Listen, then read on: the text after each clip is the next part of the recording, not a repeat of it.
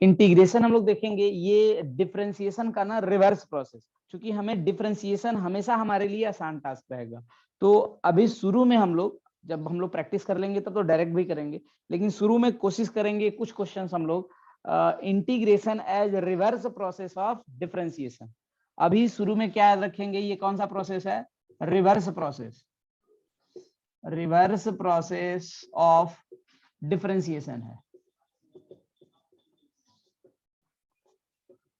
उसका कौन सा प्रोसेस है, ये रिवर्स प्रोसेस है, वो धीरे धीरे आपको समझ में भी आ जाएगा। अब डिफरेंशिएशन कैसे करते हैं, किस तरीके से होता है, ये सारी चीजें एक एक करके हम लोग पढ़ने वाले हैं इस टॉपिक में। जैसे आपको डिफरेंशिएशन का पढ़ाया गया था, उसी तरह इंटीग्रेशन का भी हम लोग पढ़ेंगे। उसका मतलब क्या होगा, सिंबल क्या होगा, पढ़ेंगे कैसे, ये सारी चीजें। ठीक है, तो जैसे मैं पहले रिवर्स प्रोसेस के फॉर्म में ही बता देता हूं। जैसे मान लीजिए y एक फंक्शन है किसका, x का, y x का फंक्शन है, तो इसके डिफरेंशिएशन को हम लोग क्या बोलते थे, डिफरेंशिएशन को dy बाई dx। और आपको एक और तरीका बताया गया था इसको लिखने का, f डैश x भी लिखेंगे। समझ में आ रहा है क्या, अगर y fx है तो dy बाई dx को लिखने का तरीका क्या होता है, f डैश x। ये कम फेमस है, लेकिन ऐसे भी सिंबल यूज किया जाता है, एफ प्राइम, इस तरह के टर्म में भी। तो ये सिंबल ये क्या बता रहा है, ये बता रहा है y के डिफरेंशिएशन को। इसमें किसी को कोई डाउट नहीं है ना, y equal to f x है तो dy बाई डी एक्स क्या हो जाएगा, एफ डैश एक्स। तो यानी कि y का डिफरेंशिएशन ये है। अगर इसका क्या करें, ये क्या किया गया, मैं स्टेप वाइज लिखते चल रहा हूं।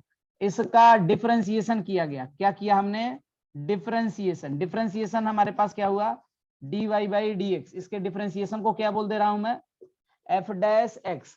यानी कि एफ डैश एक्स का अगर इंटीग्रेशन किया जाए, कैसे करेंगे बाद में देखेंगे।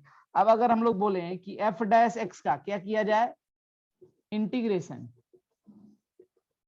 तो क्या मिल जाना चाहिए, एफ डैश एक्स का अगर हम लोग इंटीग्रेशन करें तो क्या मिल जाना चाहिए हमारे पास, एफ एक्स।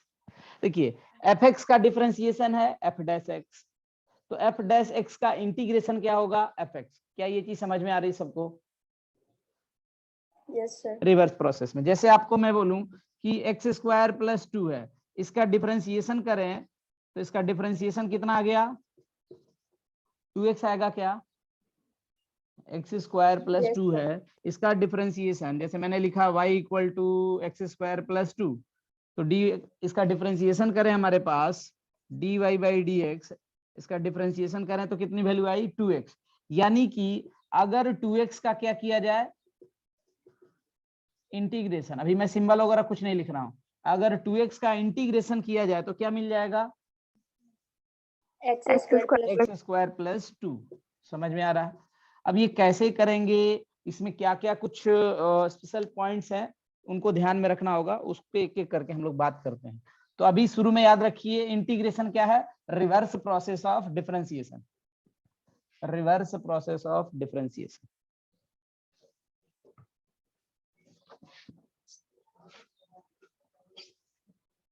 अच्छा, अब बात करेंगे हम लोग इसके सिंबल की, कौन कौन सा सिंबल यूज करेंगे, कितने तरह के डिफरेंशिएशन होते हैं, इन सब का जो लिखने का तरीका होता है। जैसे मान लीजिए किसी फंक्शन को आप इंटीग्रेट कर रहे हो किसी भी चीज का, तो इंटीग्रेशन का ना ये सिंबल होगा। सिंबल क्या है इंटीग्रेशन का, ये ऐसे सांप की तरह जो आप टेढ़ा बना रहे हो ना, इसको क्या बोलेंगे, इंटीग्रेशन। ये सिंबल किसका, जैसे किसी चीज में ये डी बाई डी एक्स या जिसके टर्म में करके लगा देते, ये किसका सिंबल है, डिफरेंशिएशन का। तो इंटीग्रेशन का सिंबल क्या होगा, ये वाला, जिस चीज को इंटीग्रेट, इंटीग्रेट यानी कि जोड़ना, ये जोड़ने वाला सिंबल होगा। समझ में आ रहा है ना, अभी तक जोड़ने वाला सिंबल आप ये पढ़े हैं, इसको मैं चेंज करके बताऊंगा अभी लास्ट लास्ट में। सम करते हैं चीजें जब अलग अलग होती हैं तो जोड़ने के लिए, और इंटीग्रेट करते हैं हम लोग चीजों को जब चीजें लगातार होती है ना, तब जोड़ने के लिए सिंबल यूज होगा, वो लास्ट में आपको समझ में आ जाएगा। खैर, तो कैसे इसका मतलब है किसी चीज का, जैसे अगर मुझे किसी चीज को इंटीग्रेट करना है, जैसे एफ एक्स को इंटीग्रेट करना है, एफ एक्स को इंटीग्रेट करना है तो इसको ऐसे लिखेंगे, एफ एक्स डी एक्स। जिनको थोड़ा कम समझ में आ रहा है मैं डिटेल में लिख दे रहा हूं, इधर देखिए, y equal to let say है f x, y equal to f x, तो इसका डिफरेंशिएशन क्या हो जाएगा, इसके डिफरेंशिएशन की बात करें, इसके डिफरेंशिएशन की बात करेंगे तो क्या लिखेंगे, एफ डैश एक्स, इसका डिफरेंशिएशन एफ डैश एक्स, ये डिफरेंशिएशन मैंने लिखा है सिंबल में। तो अगर मुझे लिखना हो इंटीग्रेशन, लिखने का तरीका हम लोग पहले सीख रहे हैं, integration of F dash x, F dash x के इंटीग्रेशन को सिंबॉलिकली लिखने का तरीका क्या होगा, ये देखिए, इसको लिखेंगे हम लोग ऐसे, अभी मैं यहाँ पर एक्सप्लेन भी करूंगा, integration F dash x D x, ये लिखने का तरीका होगा। इधर देखिए, किसका इंटीग्रेशन कर रहे हैं, एफ डैश एक्स का, एक्स के टर्म में, तो क्या होगा, वो टर्म यहाँ लिखा जाएगा एफ एक्स डी एक्स, और ये इंटीग्रेशन का साइन। जैसे अगर मुझे लिखना है इंटीग्रेशन ऑफ एक्स स्क्वायर, तो ये तो हो गया, ये तो मैंने पढ़ा है स्कूल। सिंबॉलिकली कैसे लिखेंगे, एक्स के टर्म में, एक्स स्क्वायर का एक्स के टर्म में इंटीग्रेशन, तो लिखा जाएगा एक्स स्क्वायर डी एक्स। समझ में आ रहा है क्या ये सबको, ये धीरे धीरे चीजें आपको समझ में आ जाएंगी। और ये लिखेंगे कैसे, और थोड़ा बेहतर फॉर्मेट में देखते हैं। Let's say y equal to f x है, तो dy बाई डी एक्स, मैं प्रोसीजर वाइज जा रहा हूँ, dy बाई डी एक्स क्या लिखा जाएगा, एफ डैश एक्स। कुछ एग्जांपल से भी देखेंगे राइट हैंड साइड में यहीं पे। अब इस y को इधर कीजिए, y को इधर रखिए, dx को इधर भेज दीजिए, ये हो गया dy, इसको क्या लिखेंगे, F dash x dx, F dash x dx। अब क्या कीजिए, चीजों को दोनों तरफ इंटीग्रेट कीजिए, इंटीग्रेट बोथ साइड, दोनों तरफ, तो सिंबल क्या होगा, इंटीग्रेशन dy, इधर क्या सिंबल होगा, integration F dash x dx। ये समझ में आ रहा, इस तरह के फॉर्मेट में आ जाएंगे। अभी हम लोग कुछ इसमें सीख नहीं रहे हैं, चीजें कैसे लिखी जाएंगी, धीरे धीरे प्रैक्टिस के साथ आपको समझ में आ जाएगा। अब हम लोग इसमें आगे बढ़ते हैं। शुरू में 1-2 मिनट वेट कीजिए, आपको थोड़ा अटपटा लगेगा, सारी चीजें सिंबल सब कुछ समझ जाएंगे हम लोग, तो हमारे लिए इसका इंटीग्रेशन क्या होगा, आसान हो जाएगा, इंटीग्रेशन वाला प्रोसेस हमारे लिए आसान हो जाएगा। अब इंटीग्रेशन ना, 2 तरह के इंटीग्रेशन हम लोग को पढ़ने हैं, पूरे सिलेबस में हम लोग को 2 तरह के इंटीग्रेशन टाइप्स की बात करेंगे। तो एक पढ़ेंगे हम लोग इनडिफिनिट इंटीग्रेशन, इनडिफिनिट इंटीग्रेशन, और एक का नाम होगा डिफिनिट इंटीग्रेशन। अब इसको पहले समझ लेते हैं, फिर हम लोग इंटीग्रेशन में आगे बढ़ेंगे। इंटीग्रेशन 2 तरह के, कौन कौन से, indefinite integration and definite integration. जैसे नाम से आपको दिख रहा है, यहाँ पर कुछ वैल्यू आने वाली है, कुछ डिफिनिट वैल्यू, और यहाँ पर हमारे पास इनडिफिनिट कुछ टर्म है, कुछ तो होगा जिसकी वजह से इसका नाम इनडिफिनिट इंटीग्रेशन है। इसको पहले थोड़ा सा समझ लेते हैं। मैं एक एग्जांपल लेता हूं, एक क्या 2 एग्जांपल लूंगा पैरेलली। यहाँ पर इधर देखिए, एक एग्जांपल ले रहा हूं मैं, ढंग से देखिएगा। y इक्वल टू कुछ भी ले लेते हैं, लेट से एक्स क्यूब प्लस 1। एक एग्जांपल ले रहा हूं, y equal to x cube plus 5। ढंग से देखिएगा, इसमें जो लास्ट का की पॉइंट होगा वो आपके लिए काफी इंपॉर्टेंट है।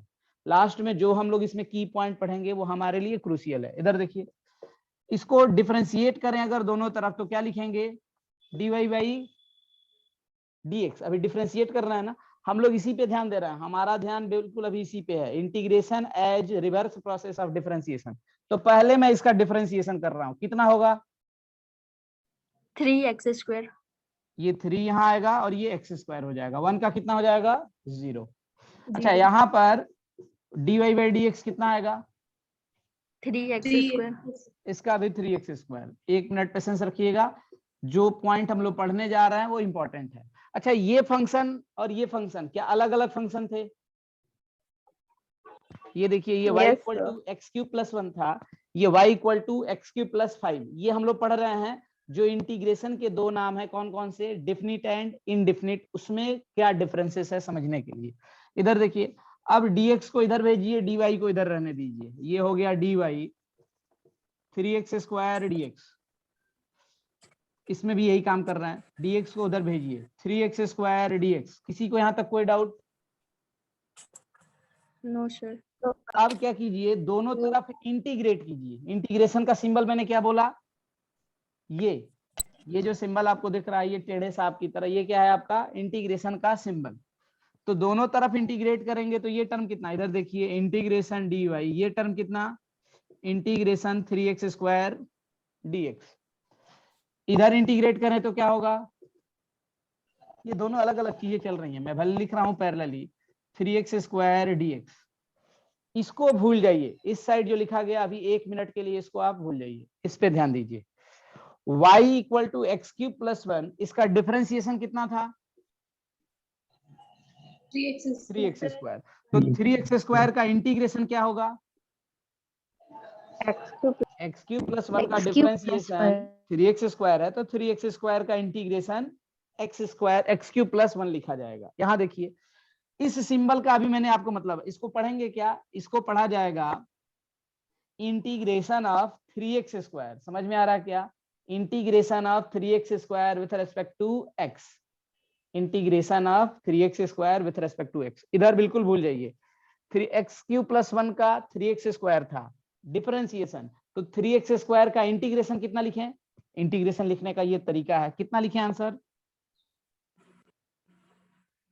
x क्यूब प्लस हो जाएगा x क्यूब प्लस 1।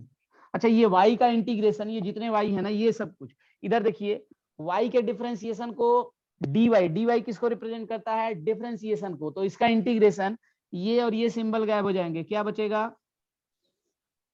अब इधर देखिए आपको यहाँ थोड़ा अटपटा लगेगा, चाहे पहले आंसर ही मैं लिख दे रहा हूँ, इतना ही तो लिख के छोड़िए, इसमें क्या है नहीं है उसकी बात करेंगे।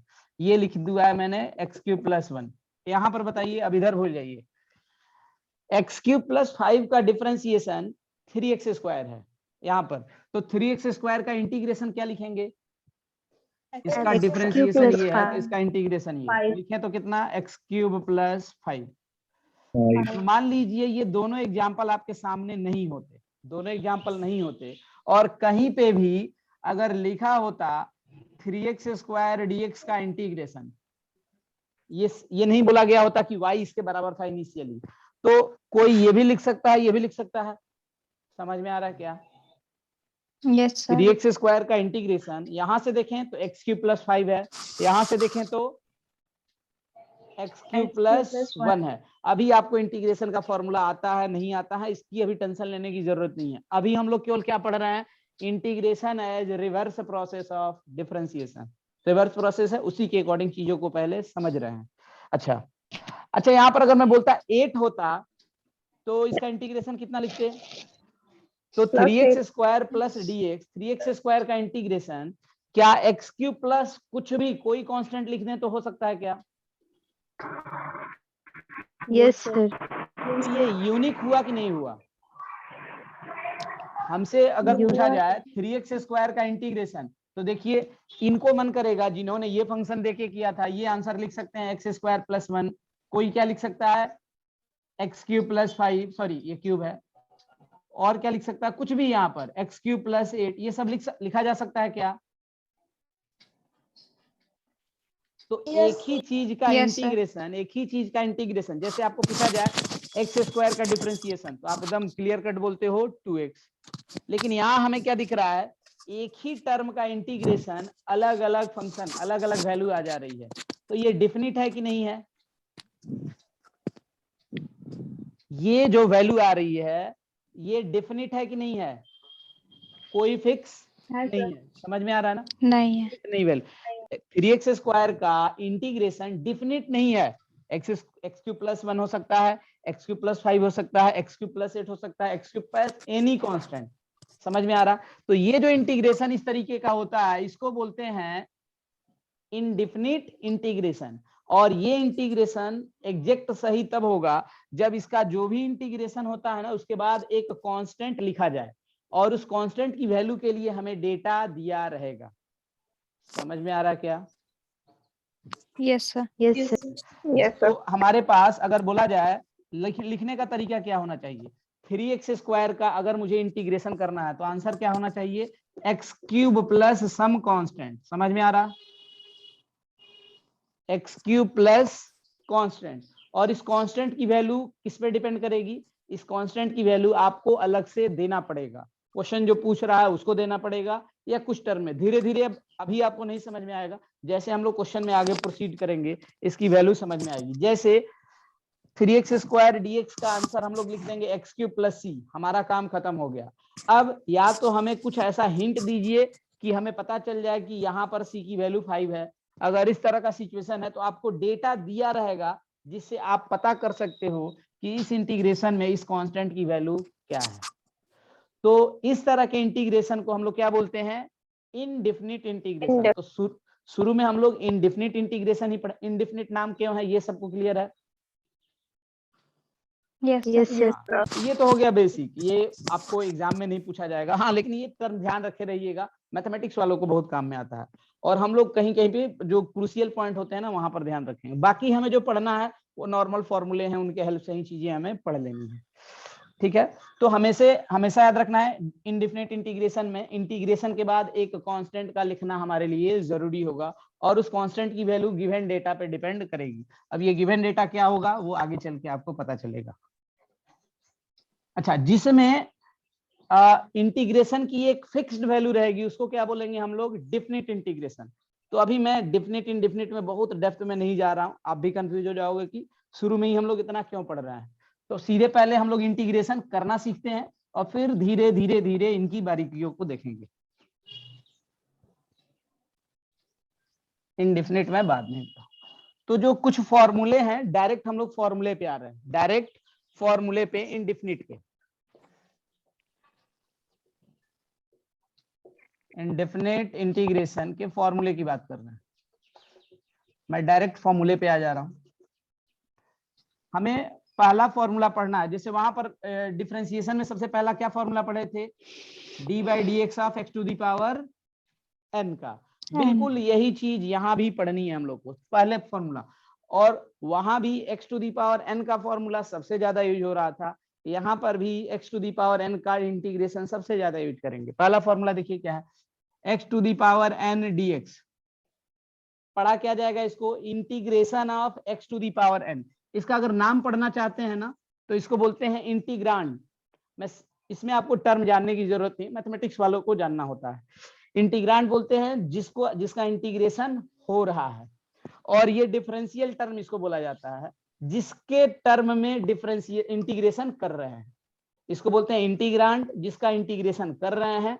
यहाँ जो ये डिफरेंशियल डी लगा के जो टर्म लिखा होता है इसका मतलब होता है इसके टर्म में कर रहे हैं। जैसे मैं एक एग्जांपल आपको लिख रहा हूँ, t² + 1 dt। तो यहाँ t² + 1 को क्या बोलेंगे, t² + 1 का इंटीग्रेशन हो रहा है dt के टर्म में, t के टर्म में। तो ये इंटीग्रांड हो जाएगा हमारे पास, और ये हमारा डिफरेंशियल टर्म हो जाएगा। और ये सिंबल किसका है, सिंबल ये इंटीग्रेशन का है। कोई दिक्कत इसमें किसी को? No, sir. अब चलिए इस फॉर्मूले पे आते हैं। फॉर्मूला हमारा इसका होता है x⁴n का इंटीग्रेशन इंडेफिनिट है, x⁴n + 1 डिवाइडेड बाई n + 1। और ध्यान रखना है वहां पर मल्टीप्लाई हो रहा था यहाँ, और वहां एक पावर क्या कर रहे थे, घटा रहे थे। इस वाले फॉर्मूले में पावर क्या हो रहा है, बढ़ा रहा है। वहां मल्टीप्लाई हो रहा था, यहाँ पर क्या हो रहा है, डिवाइड हो रहा है।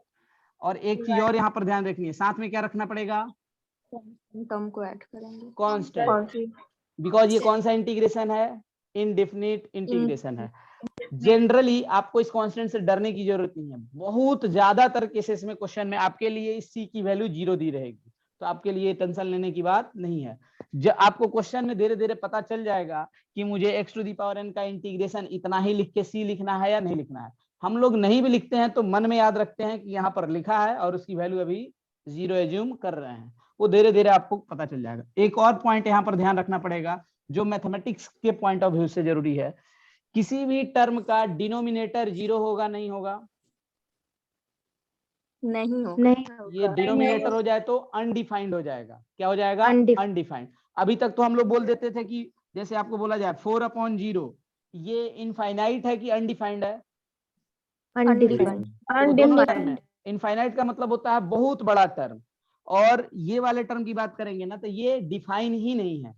मैथमेटिक्स में आप लोगों को इनडिटर्मिनेट फॉर्म पढ़ाया जाएगा। कौन सा form, indeterminate form. 7 indeterminate form होंगे आपको पढ़ाए जाएंगे, अभी हम लोग उसको डिस्कस नहीं करेंगे। तो ये उसमें आता है। तो यहाँ पर क्या लिखेंगे, where n is not equal to, नीचे वाला कभी भी गलती से 0 नहीं होना चाहिए। कितनी वैल्यू, n की वैल्यू -1 नहीं होनी चाहिए। ये इस चैप्टर का 90% यूज होने वाला अकेले फॉर्मूला है। जितने फॉर्मूले पढ़ेंगे उसका 90% अकेले यही यूज होगा। सबको फॉर्मूला समझ में आ रहा? Yes sir. तो अगर हमें मान लीजिए x square dx, x square का इंटीग्रेशन करना है, आंसर क्या होगा? जनरली इंटीग्रेशन को आई सिंबल से लिखा जाता है। तो यहाँ पर देखिए n की जगह पर कितना है, 2 है। फॉर्मूला यूज होगा नहीं होगा? यस बिल्कुल हो सकता है। एक्स टू दी पावर क्या लिखेंगे, 2 + 1 डिवाइडेड बाई 2 + 1 प्लस कांस्टेंट। तो कितनी वैल्यू हो जाएगी, x³ divided by 3 plus constant. अच्छा, इसका इंटीग्रेशन हो सकता है नहीं हो सकता है? 1/x dx हो सकता है। ढंग से देखिए, x to the power -1 dx, यहाँ n की वैल्यू कितनी है, -1 नहीं हो सकता। समझ में आ रहा है ना, n की वैल्यू -1। तो बहुत बार लोग ये करते हैं और आंसर, चूंकि आंसर लिखने चलोगे तो आंसर क्या हो जाएगा, x to the power -1 + 1 divided by -1 + 1। तो x टू दी पावर ये तो 0 हो गया, तो 1/0 ये डिफाइन ही नहीं होगा। तो ध्यान रखना है, यहीं पे थोड़ा सा ध्यान देना है। इसके लिए एक अलग सा फॉर्मूला होगा, मतलब 1/x का ना फॉर्मूला अलग से पढ़ेंगे हम लोग, और ये आपको पता भी है। इधर देखिए, ln x का डिफरेंशिएशन क्या पढ़ाया गया है, ln x का डिफरेंशिएशन 1/x। तो 1/x का इंटीग्रेशन क्या होगा, ln x का डिफरेंशिएशन 1/x है, तो 1/x का इंटीग्रेशन क्या होगा, 1/0 ln x। ये अभी बताऊंगा मैं रिवर्स प्रोसेस वाले में फिर आके। खैर, तो इसका ध्यान रखे रहना है। तो इसमें तो छोटे छोटे क्वेश्चंस आएंगे जो इजीली आप कर सकते हैं। इसका बन जाएगा ना, जैसे मान लीजिए इसका बताइए कितना होगा, इंटीग्रेशन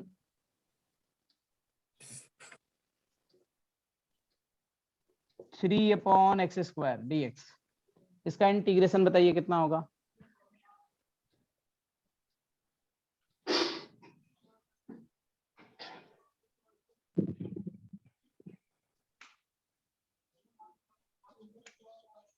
इस 3 से डरना नहीं है, 3 आपको वहां जो पढ़ाया गया था ना, ये 3 इंटीग्रेशन से बाहर आ जाएगा। मैंने प्रॉपर्टी इसलिए नहीं लिखवाई कि बहुत टाइम लगता है, आप डिफरेंशिएशन पढ़े हो।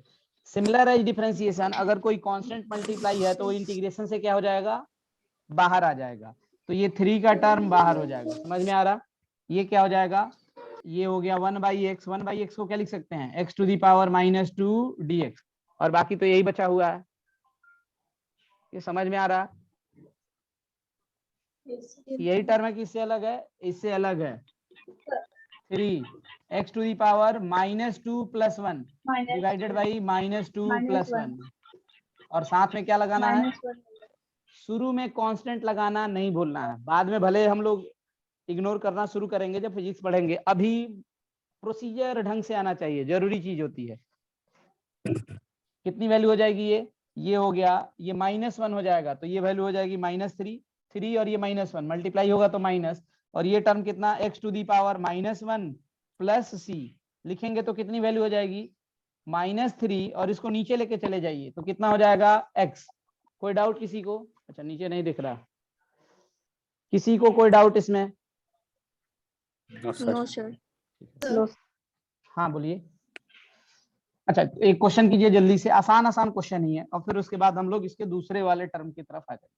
इंटीग्रेशन हम लोग को उतना ज्यादा नहीं पढ़ना है, ठीक है। हम लोग इंटीग्रेशन, वैसे सिलेबस में तो बहुत है ये, आप 12 का सिलेबस अगर उठाओगे तो मालूम चलेगा 80% सिलेबस आपका यही है, डिफरेंशिएशन और इंटीग्रेशन ही। 12 की जो मैथमेटिक्स है उसके पहले वाले में बाकी सब होते हैं।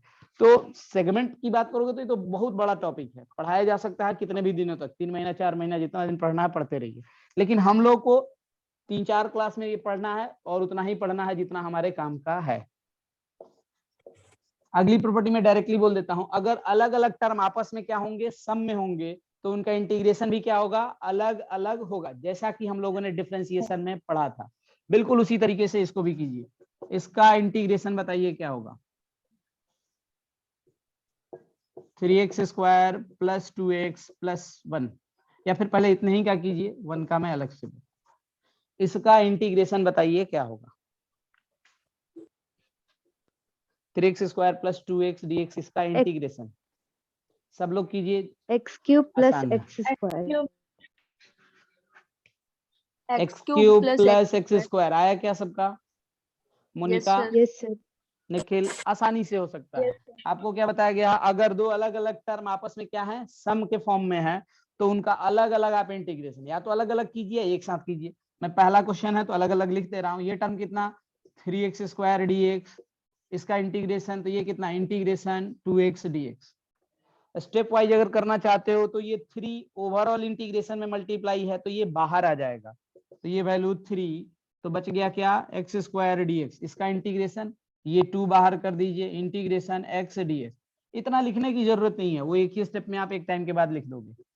इसका इंटीग्रेशन कितना, ये 3, एक्स स्क्वायर का करेंगे तो पावर ये 2 है, तो n+1 फॉर्मूला लगेगा, x to the power n+1 divided by n+1।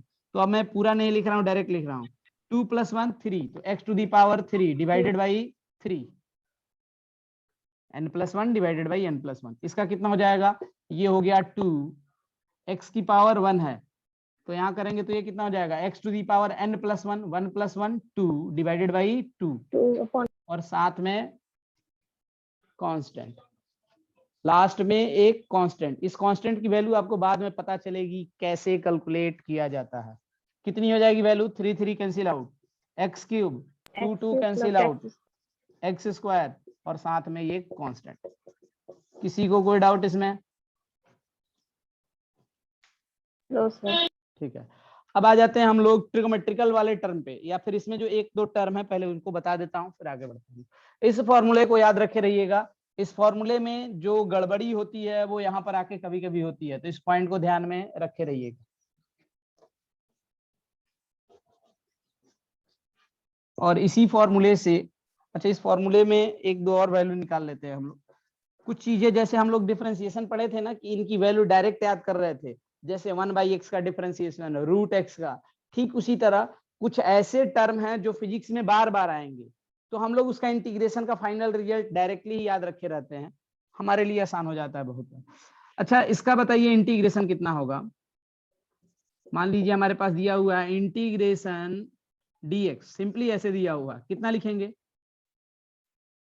इसका आंसर अगर लिखना हो तो। इधर देखिए, यहाँ कुछ भी नहीं है तो क्या 1 है, यहाँ कुछ भी नहीं है तो क्या है 1 है। इसको क्या लिख सकते हैं, 1 को x टू दी पावर 0 लिख सकते हैं क्या, x टू दी पावर 0 1 हो जाएगा, ये dx। क्या यहाँ पर ये फॉर्मूला यूज हो सकता है? यस सर, क्योंकि n-1 नहीं होना चाहिए, बाकी कुछ भी है अगर n की वैल्यू तो हम लोग निकाल सकते हैं। तो ये टर्म कितना हो जाएगा, x to the power n की जगह पर 0 है तो 0 + 1 divided by 0 + 1 plus some constant, तो इसकी वैल्यू कितनी हो जाएगी, x + c। तो dx का सिंपली इंटीग्रेशन कहीं पे आ रहा है तो डायरेक्ट वैल्यू कितनी हो जाएगी, x हो जाएगी। इसमें किसी को कोई doubt? No sir, no sir. इसमें तो इसका एग्जाम, इसका बताइए वैल्यू कितना होगा, x + 4 का इंटीग्रेशन, x स्क्वायर आराम से बना अपॉन 2 + 4x, x का इंटीग्रेशन होगा और 4 का होगा, x का कितना हो जाएगा, x square upon x square by 2, एक है 1, एक पावर बढ़ाइए, x to the power n+1 divided by n+1, और ये 4 है, मैं एक ही स्टेप में जल्दी लिख रहा हूँ, 4 × 1 लिख सकते हैं ना, तो बगल में कुछ नहीं बचा, क्या 4x लिख सकते हैं? इसमें किसी को कोई डाउट? नो। और जिनको अलग से लिखने का मन करे तो आप क्या कीजिएगा, इसका इंटीग्रेशन अलग और इसका इंटीग्रेशन अलग, समझ में आ रहा है ना। तो ये 4 क्या हो जाएगा, इंटीग्रेशन से बाहर, इसका हो गया x²/2, ये 4 इंटीग्रेशन से बाहर, और ये इंटीग्रेशन dx, इंटीग्रेशन dx कितना हो जाएगा, अभी अभी थोड़ी देर पहले लिखा गया था, इंटीग्रेशन dx x हो जाएगा। तो ये टर्म कितना हो गया, x² / 2 + 4x plus some constant जो भी लिखना है C1 C2 C3, इस कांस्टेंट की वैल्यू बाद में हम लोग डिस्कस करेंगे। ठीक है, नेक्स्ट फॉर्मूले की तरफ बढ़ते हैं।